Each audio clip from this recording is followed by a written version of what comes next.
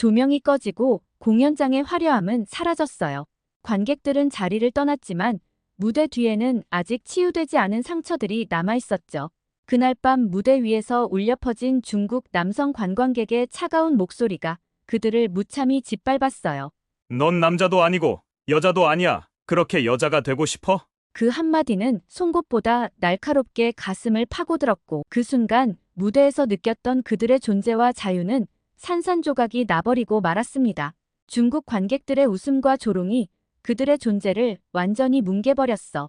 저는 화려한 무대의 뒤편에서 벌어지는 숨겨진 진실을 밝히기 위해 이들이 겪은 고통과 세상의 편견 속에서 살아가는 현실을 세상에 알리기 위해 그리고 이 다큐멘터리가 그들에게 다시 잃어버린 목소리와 무대의 빛을 되찾아줄 수 있기를 간절히 바라고 있습니다. 안녕하세요.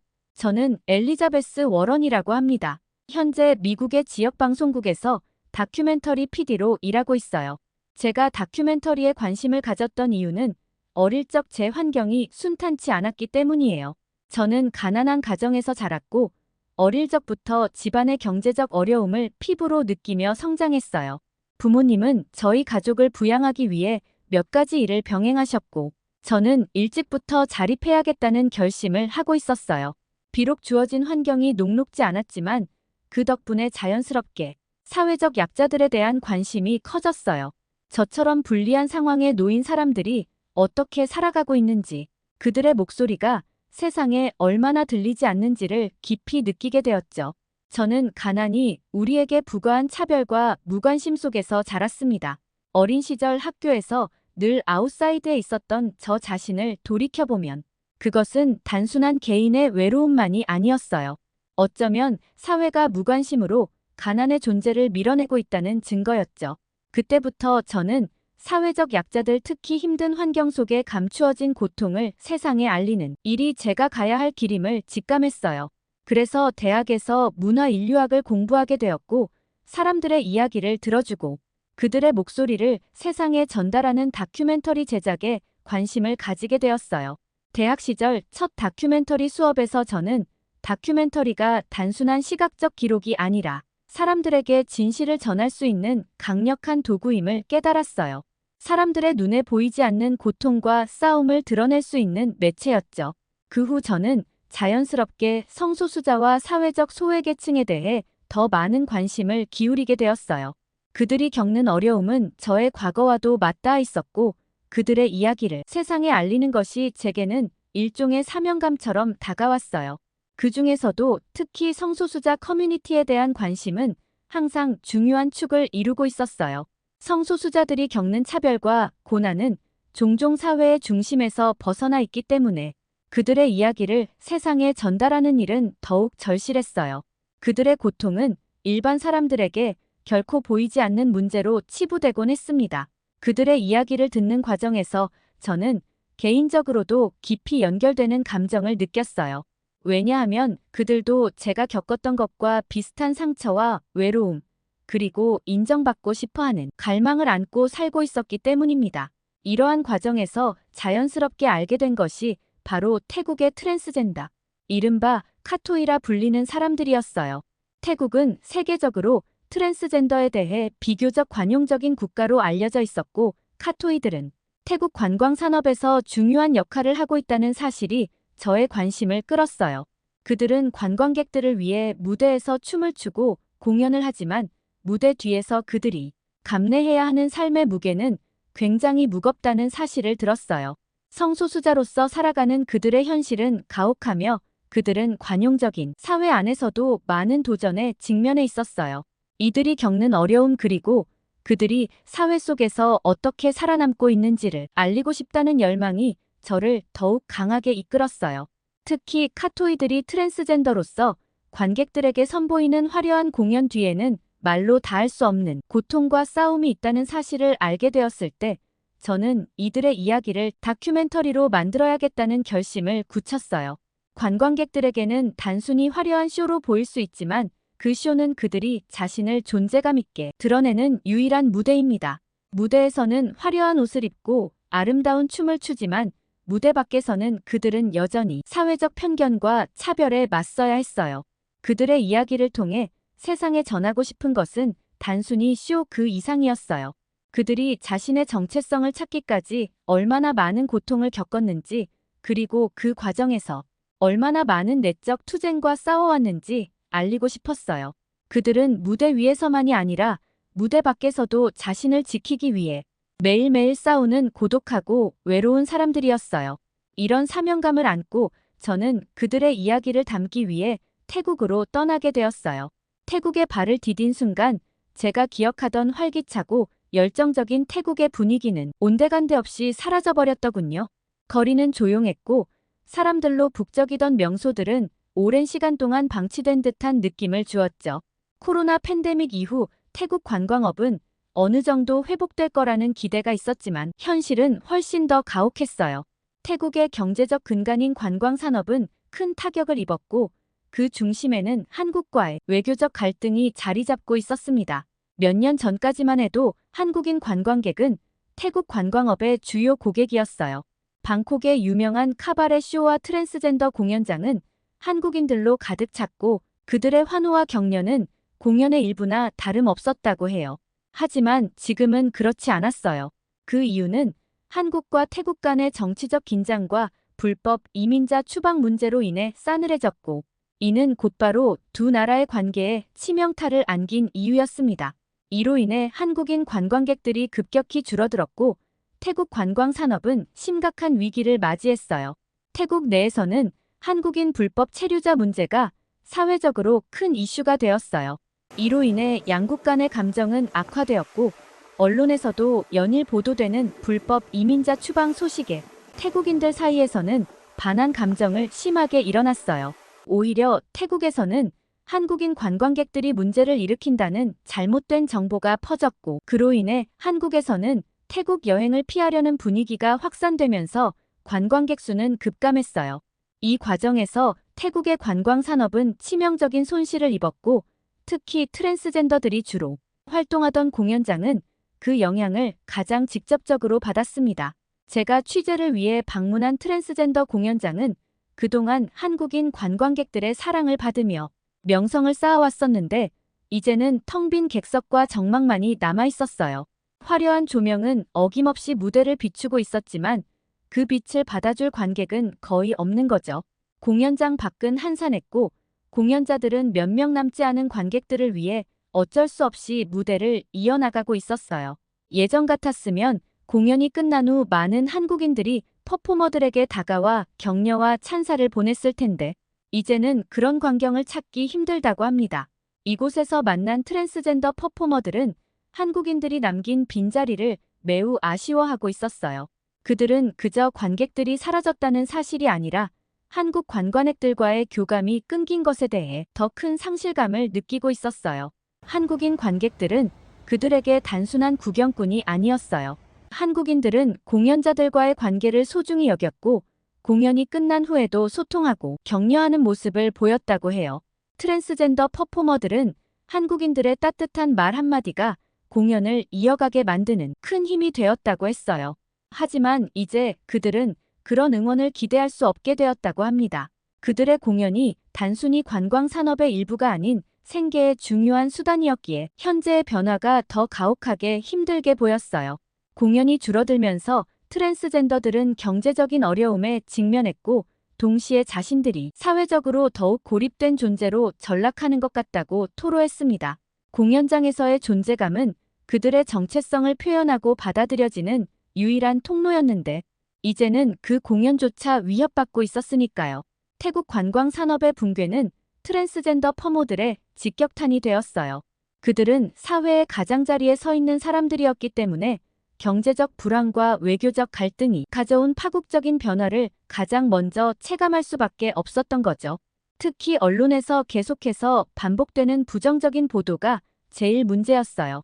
태국 언론은 최근 몇 년 동안 한국에서 태국인 불법 체류자 문제가 크게 부각되고 있다는 내용을 집중적으로 보도하고 있었고 이로 인해 한국과 태국 간의 갈등이 커지고 있었어요. 한국 내 태국인 불법 체류 문제와 관련된 뉴스가 태국인들에게 과장되고 왜곡된 방식으로 전달되면서 태국에서는 한국에 대한 반감이 빠르게 확산되기 시작했어요. 이러한 분위기 속에서 한국인 관광객들은 점차 태국 방문을 꺼리게 되었고 이는 곧 태국의 관광업에 심각한 타격을 주었던 겁니다. 태국은 관광업에 크게 의존하는 나라입니다. 그 중에서도 한국인 관광객들은 중요한 축을 담당해왔죠. 수년간 방콕의 카바레 쇼와 다양한 문화 공연장은 한국인 관광객들로 붐볐고 그들은 태국 경제적 큰 힘과 지역사회에 활력을 불어넣었어요. 그러나 정치적 긴장과 잘못된 정보가 퍼지면서 한국인 관광객들은 발길을 끊었고 이로 인해 태국 관광 산업은 큰 타격을 받게 된 것이죠. 거리에서 상점들이 문을 닫고 인기 있던 공연장조차 손님을 거의 찾아볼 수 없을 정도로 썰렁해져 있었어요. 저는 지역 상인들과 대화를 나눠보니 한국인들의 부재를 매우 아쉬워하더군요. 그중 한 상인은 제게 한국인에 대해 말했어요. 한국인들은 늘 미소를 띠며 상점에 들어와요. 물건을 살 때도 친절하게 대화를 나누고 가격 흥정도 매너 있게 하죠. 이곳 상인들은 한국인 관광객들이 보여준 매너와 예의에 감사해하며 그들이 다시 돌아오기를 기다리고 있더군요. 과거 한국인 관광객들은 이곳의 상품을 구매하면서도 상대방을 존중했으며 이는 상인들에게 큰 위안이 되었다고 했습니다. 하지만 이제 그 자리는 대부분 중국인 관광객들로 채워지고 있다고 하더군요. 상인들은 중국인 관광객들이 한국인과는 매우 다른 성향을 보인다고 불만을 토로했어요. 우선 중국 사람들은 너무 성급하고 흥정을 할 때 상대방의 입장을 고려하지 않는다고 해요. 자신들에게 무리한 요구를 하기도 하고 심지어는 막말을 하는 경우도 많다고 해요. 그리고 중국인들은 자신들이 돈을 쓴다는 이유로 말도 안 되는 갑질을 한다고 해요. 그 때문에 이곳 상인들은 정신적 피로감이 엄청나게 심하다고 합니다. 저는 상인들의 말에서 한국인 관광객과 중국인 관광객 사이의 의식 수준 차이를 체감할 수 있었어요. 상인들은 그들이 느끼는 부담과 불만을 가감없이 표현했어요. 그들의 목소리에는 관광업이 붕괴되어가는 상황 속에서 겪는 피로감에 찌들어 있었어요. 저는 트랜스젠더 공연장을 보고 싶어 그쪽으로 발길을 돌렸죠. 그곳에서 메이와 유타라는 트랜스젠더 퍼포머들을 만났어요. 한때 그들의 무대는 한국인 관광객들로 가득 찼고 공연은 매일같이 성황을 이루었다고 해요. 하지만 한국인들이 사라진 지금 무대는 예전과는 전혀 다른 모습이라고 해요. 예전에 메이와 유타는 공연이 끝나면 한국인 관객들이 남긴 작은 선물과 응원의 메시지를 받으며 힘을 얻었고 당연히 힘들 때마다 그 선물을 보며 마음을 위로한다고 합니다. 한국인들은 메이와 유타의 공연을 진심으로 즐기고 그들과 공감하려는 마음을 가졌다는 점을 특히 그리워하고 있었어요. 그렇지만 이제는 관객이 거의 없고 겨우 몇 명이 찾아오는 날조차 무대에 서야 하는 현실이 두 사람에게는 너무나도 힘들다고 했어요. 그들은 공연장에서 존재감을 드러내며 인정받는 순간을 가졌지만 이제 그런 기회들이 점점 사라져가고 있었던 거죠. 두 사람의 눈빛에는 말로 표현할 수 없는 슬픔과 피로가 서려 있었고 저는 그들이 무대 위에서의 화려함을 뒤로하고 어떤 삶을 살아가고 있는지 알아보고 싶다는 생각이 들었어요. 물론 공연이 끝난 후 무대 뒤에서 그들과 이야기를 나누게 된 것은 우연이었지만 그 만남은 제가 다큐멘터리를 제작에 있어 가장 중요한 순간이라는 걸 직감했습니다. 메이는 처음에는 조심스럽게 입을 열었어요. 덤덤하게 속마음을 털어놓았지만 이야기 속에는 매우 아픔 사연이 있음을 바로 알 수 있었어요. 그녀는 어린 시절부터 자신이 다르다는 사실을 인지했지만 그 다름을 받아들이기에는 너무 어린 나이였다고 했습니다. 특히 태국의 전통적인 가정에서 자라면서 자신의 정체성을 드러내는 것은 상상도 할 수 없는 일이었겠죠. 메이는 중학교 시절 용기 내어 부모님께 자신의 성 정체성을 고백했지만 돌아온 것은 냉담한 거부였다고 해요. 그때 정말 견디기 힘들었어요. 메이는 작은 목소리로 말했어요. 내가 가장 사랑하는 사람들이 나를 받아주지 않는다는 느낌은 정말로 참기 어려웠죠. 그녀는 시간이 조금 더 지나고 가족의 품을 떠나 홀로 방콕으로 오게 되었다고 했어요. 그곳에서 처음 맞닥뜨린 것은 차가운 현실이었다고 해요. 혼자 살아남기 위해 애써야 했고 거리에서 자신을 숨기며 버티는 시간이 이어졌다고 합니다. 하지만 운명처럼 다가온 트랜스젠더 공연장 그 무대에서 메이는 처음으로 자신이 진짜 모습을 드러낼 수 있었다고 해요. 무대 위에서는 나 자신을 숨길 필요가 없었어요. 그 순간만큼은 내가 진짜 나로 살아있다는 걸 느꼈죠. 메이의 말 속에는 무대가 단순한 공연 공간이 아니라 그녀에게는 자신을 온전히 받아들이고 표현할 수 있는 유일한 피난처라는 것을 알 수 있었어요. 유타는 조금 더 밝은 미소로 이야기를 시작했지만 그녀의 삶 역시 결코 쉽지 않았음을 알 수 있었어요. 그녀는 어린 시절부터 자신이 트랜스젠더라는 사실을 깨달았고 그로 인해 오랜 시간 동안 가족과 연락이 끊긴 채 살았다고 했어요.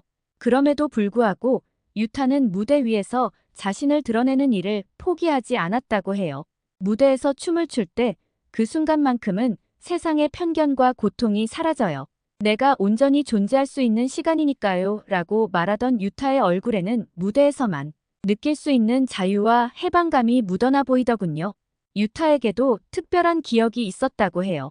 몇 년 전 공연이 끝난 후 무대 뒤에서 그녀는 오랫동안 연락이 끊겼던 어머니를 만났다고 했어요. 그날 어머니는 처음으로 그녀의 공연을 보러 왔고 무대를 내려온 유타를 따뜻하게 안아주었다고 해요. 어머니의 포옹은 아들로서의 유타가 아닌 딸로서 인정하는 포옹이었던 것 같다고 했어요. 그리고 어머니가 자신을 안아주셨을 때 그동안 겪었던 모든 고통이 치유되는 것 같았다고 하더군요. 유타는 그 순간을 잊을 수 없다고 말하며 눈시울이 붉어지더군요. 저 역시 그녀가 느꼈을 그 감정의 깊이를 충분히 짐작할 수 있었어요. 메이와 유타의 이야기를 들으며 저는 그들이 단순히 무대 위에서 화려한 춤을 추는 퍼포머가 아니라는 사실을 깨달았어요. 두 사람은 무대에서 자신을 증명하고 존재를 드러내기 위해 매일 싸우고 있었어요. 무대는 그들에게 단순한 직장이 아닌 자신이 진정 누구인지 증명할 수 있는 유일한 공간이었던 겁니다. 두 사람과의 대화가 끝났을 때 저는 이곳에 온 이유를 다시 한번 생각하게 되었어요. 그들의 이야기는 세상에 꼭 전해야 할 가치가 있었어요. 메이와 유타는 단지 무대의 연기자가 아닌 그들 자신을 찾아가는 긴 여정의 주인공이었어요. 그리고 저는 그들의 목소리를 담아내기 위해 이 자리에 서 있었던 것이었죠. 그날 저녁 두 사람은 제게 한 가지 잊지 못할 사건을 이야기해 주었어요. 그 이야기는 두 사람에게 잊을 수 없을 정도로 깊은 상처가 있었던 치명적인 사건이었다고 합니다. 그날도 평소처럼 공연을 하던 메이와 유타는 관객의 환호와 박수를 받으며 춤을 추고 있었어요. 그런데 관객석에 앉아있던 중국인 남성 관광객이 두 사람에게 무자비한 폭언을 해버렸던 것이죠. 처음에는 작은 웃음소리가 들려왔고 이내 자신들을 조롱하는 소리로 변했다고 해요. 저 사람 남자인 거야? 여자인 거야? 왜 그렇게 애매하게 생긴 거야? 도대체 뭐가 그렇게 웃긴 거지? 이게 진짜 공연이라고 생각하나? 그 얘기를 듣고 있던 저는 마치 그 무대 한가운데 서 있는 메이와 유타의 심정이 된 것처럼 몸이 부르르 떨렸어요. 두 사람은 못 들은 척하고 계속해서 춤을 추었지만 마음과 눈빛은 벌써 수치심으로 가득했다고 해요. 모욕적인 말들이 계속 쏟아져 나왔고 공연 내내 그 말들이 메이와 유타를 괴롭혔다고 합니다. 특히 한 남성 관광객은 더 이상 참지 못하겠다는 듯 큰 소리로 말을 했다고 해요. 넌 여자도 아니고 남자도 아니야. 여자 옷을 입고 화장을 한다고 내가 원하는 진짜 여자가 될 수 있다고 생각하냐? 그 말을 듣는 순간 겨우 참고 있었던 메이는 순식간에 무너져 내렸다고 해요. 메이는 무대 위에서 얼어붙어 버렸고 유타 역시 그 말을 듣고 아무 말도 하지 못한 채 그냥 서 있었다고 해요. 저는 두 사람이 무대 위에서 중국인 관광객들에게 받는 날카로운 말의 고통이 얼마나 클지 상상조차 할 수 없었습니다. 메이와 유타는 더 이상 그 말을 듣고는 도저히 견딜 수 없어서 무대를 내려와 버렸고 공연은 그 자리에서 중단되었다고 해요. 두 사람은 무대 뒤 그들만의 공간에서 아무도 모르게 서로를 끌어안고 오랫동안 울었다고 합니다. 말 그대로 중국인 관광객들이 두 사람의 정체성과 직업을 완전히 짓밟아버렸던 것이죠. 그 사건 이후 메이는 한동안 무대에 오를 수 없었다고 하더군요. 그리고 사건이 일어나고 무대에서 춤을 출 때마다 사람들이 자신을 공연자로 보는 게 아니라 다른 시선으로만 본다는 생각이 들었다고 하더군요. 그녀는 그때부터 관객 앞에 서는 것이 두려웠다고 합니다. 유타 역시도 같은 트라우마로 굉장히 힘들었다고 해요. 두 사람의 상처는 그 사건 이후로도 쉽게 아물지 않았고 그들은 매번 무대에 서기 전 그날의 모욕적인 말을 떠올리며 또다시 누군가에게 상처를 받을까 두려워하다고 합니다. 무대는 그들에게 자유를 주던 곳이었지만 그날 이후 무대는 두려움과 무서움으로 감옥 같은 느낌이었다고 하더군요. 저는 그 이야기를 듣고 저도 모르게 눈물이 흘렀어요. 얼마나 외롭고 두려웠으며 가슴이 아팠을까 하고 그녀들의 마음의 상처를 보듬어 주고 싶었어요. 메이와 유타의 이야기를 들으며 저는 그들의 삶을 세상에 알릴 필요성을 절실히 느꼈어요. 그들이 겪어온 고통과 모욕 그리고 자신을 지키기 위해 치러야 했던 싸움은 단지 개인적인 상처에 그치지 않았어요. 그것은 그들이 세상에 존재하는 방식이자 살아가는 이유였으며 그 목소리를 세상에 전달하는 것이 바로 제가 해야 할 일이었습니다. 그들의 이야기는 많은 사람들에게 희망을 줄 수 있고 동시에 성소수자들이 직면한 현실을 알리는 중요한 메시지가 될 테니까요. 저는 두 사람에게 약속했어요. 앞으로 만들 다큐멘터리를 통해 당신들의 이야기를 전 세계에 알릴 거예요. 이 작업을 통해 다시 한국과 태국이 서로를 이해하고 잘못된 오해와 갈등이 풀리는 날이 오길 진심으로 바랍니다. 그들의 무대가 다시 한번 관객들의 사랑으로 가득 차고 그들의 존재가 존중받는 세상이 되기를 바라며 저는 이 다큐멘터리를 만들어야 할 사명감을 느꼈어요. 제가 생각하는 이번 다큐멘터리는 단순한 기록물이 아닐 것입니다. 그것은 메이와 유타 그리고 그들과 같은 많은 트랜스젠더들이 겪고 있는 아픔을 세상에 알리는 한편, 다시 한국과 태국 간의 관계가 회복되기를 바라는 마음에서 제작될 것입니다. 제가 이 작업을 통해 이루고자 하는 것은 그들의 목소리가 더 넓은 세상으로 퍼져나가 사람들이 이들의 삶을 진정으로 이해하고 공감할 수 있게 만드는 것입니다. 다시 무대 위에서 메이와 유타가 환한 미소로 춤을 추며 자신들의 존재를 인정받는 그날이 오기를 바라며 저는 그들과 함께 그 꿈을 향해 나아갈 것입니다. 그리고 예전처럼 한국인 관광객들이 많이 찾아와서 그녀들이 즐거웠음 하는 바람입니다. 제 얘기는 여기까지입니다. 여러분의 소중한 의견들을 자유롭게 댓글로 남겨주시길 바랍니다. 지금까지 시청해주셔서 진심으로 감사합니다.